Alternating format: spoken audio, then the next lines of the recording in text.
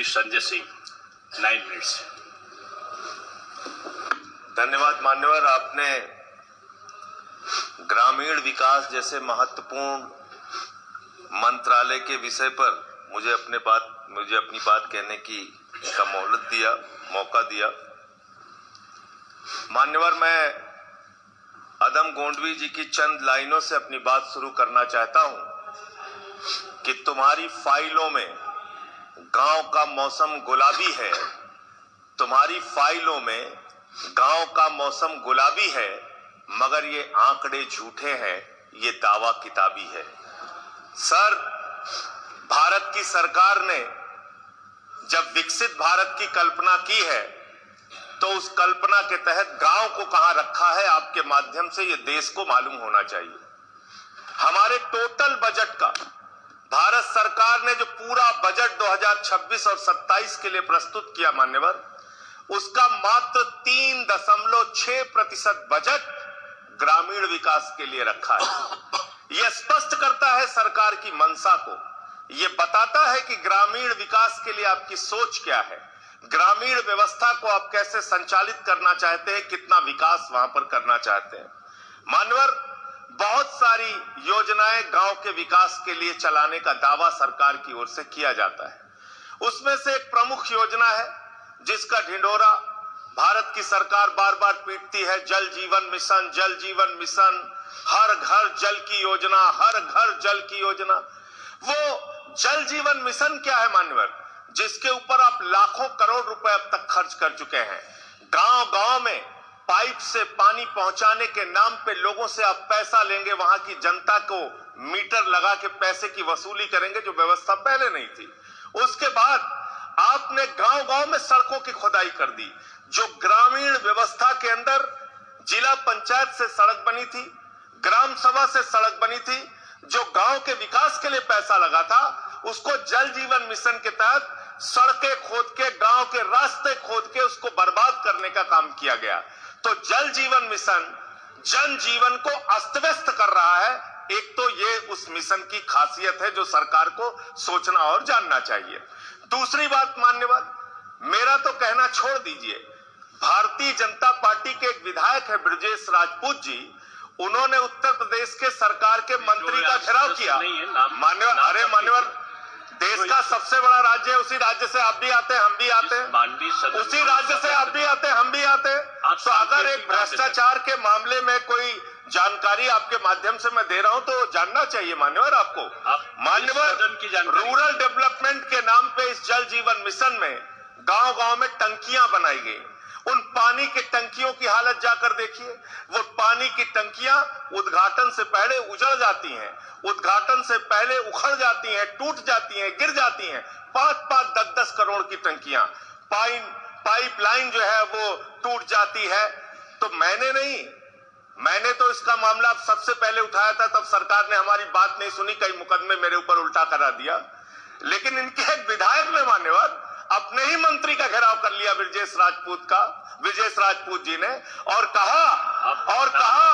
और बीजेपी के विधायक ने कहा कि इस योजना में जबरदस्त भ्रष्टाचार है। इसलिए ये योजना भ्रष्टाचार की भेंट चढ़ चुकी है। दूसरी बात आते हैं, आपने गांव के अंदर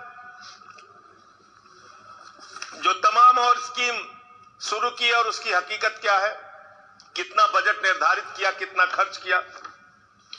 आपने मान्यवर मनरेगा के तहत 25-26 में 86,000 करोड़ रुपए निर्धारित किया था बजट में, और इस बार 26-27 में आपने 88,000 करोड़ रुपए मनरेगा के लिए निर्धारित किया। जब आपने 86,000 करोड़ रुपए निर्धारित किया तो आपकी गारंटी थी 100 दिन की। जब आपने 88,000 करोड़ रुपए निर्धारित किया तो आपकी गारंटी है 125 दिन की, और आप कह रहे हैं हम 60% भागीदारी करेंगे। पिछले कई वर्षों से, जब से प्रधानमंत्री नरेंद्र मोदी जी बने हैं इस देश के, और जब से भारतीय जनता पार्टी की सरकार है, मनरेगा की स्कीम में इस सदन के अंदर मैं पूरे जिम्मेदारी से बोलना चाहता हूं, एक भी साल में 50 दिन से ज्यादा आपने रोजगार नहीं दिया। मनरेगा स्कीम को आपने मारने का काम किया, खत्म करने का काम किया, और उसके बाद आपने कह दिया 40% राज्य सरकारों की हिस्सेदारी होगी, जो राज्य सरकारें ज्यादातर घाटे में चल रही हैं। चलिए वो भी आपने कर दिया जो आपको करना था, आपने स्कीम पास कर दी जी राम जी की। लेकिन मुझे आप जरा कृपा करके बताइए, आपके हिस्से का 125 दिन के हिसाब से रुपया बैठता है मंत्री जी 2 लाख करोड़ रुपए, तो आपने तो निर्धारित ही 88,000 करोड़ रुपए किया है। तो आप इस स्कीम में क्या सोचते हैं, क्या आपकी योजना है और कितना आप बजट निर्धारित करना चाहते हैं? यानी कि आपकी मंशा ही साफ नहीं है कि आप मनरेगा स्कीम को गांव-गांव तक चला सके।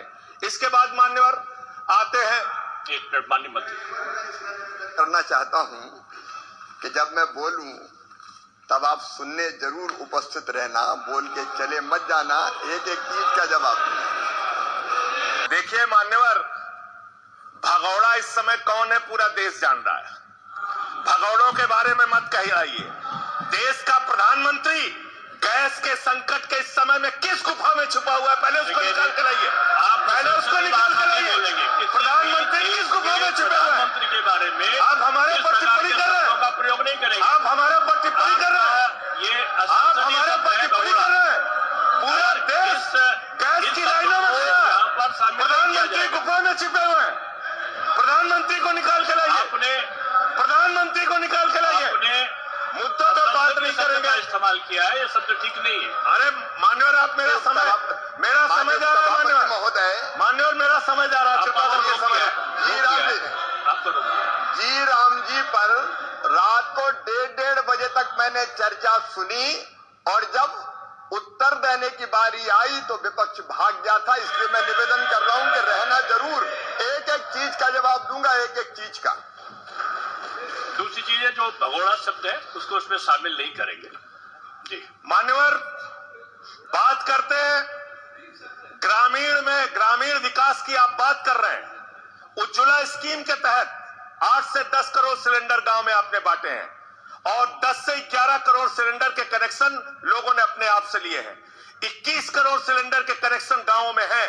मैं आपके माध्यम से इस सरकार से पूछना चाहता हूं, मध्य एशिया के अंदर जो युद्ध चल रहा है इजराइल और अमेरिका और ईरान के बीच में, आप क्यों इजराइल की चमचागिरी में खड़े हो गए, जिसके कारण से हिंदुस्तान को आज गैस का संकट भुगतना पड़ रहा है। पूरा देश लाइन में खड़ा है, गांव लाइन में खड़ा है, शहर लाइन में खड़ा है, एक एक इलाका लाइन में खड़ा है। होटल बंद हो रहे हैं मान्यवर, मोरवी के अंदर गुजरात में टाइल्स की फैक्ट्रियां बंद हो रही है मान्यवर। आपने क्या हालत की है?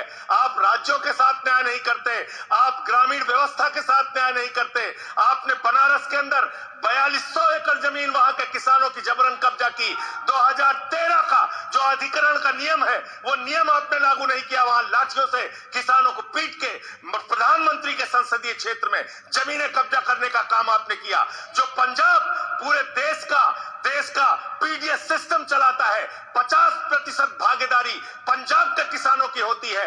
आपने पंजाब के रूरल डेवलपमेंट का 8,000 करोड़ रुपए मार के बैठे हुए। आप बताइए क्यों आपने पंजाब का हिस्सा नहीं दिया? क्यों आप वहां के साथ सौतेला व्यवहार कर रहे हैं? बताइए इस देश को और पंजाब के लोगों को। वहां पर बाढ़ आई, आप भी गए थे मंत्री जी वहां पे दुख जताने के लिए। आपने वहां की भयावह परिस्थितियों को देखा था।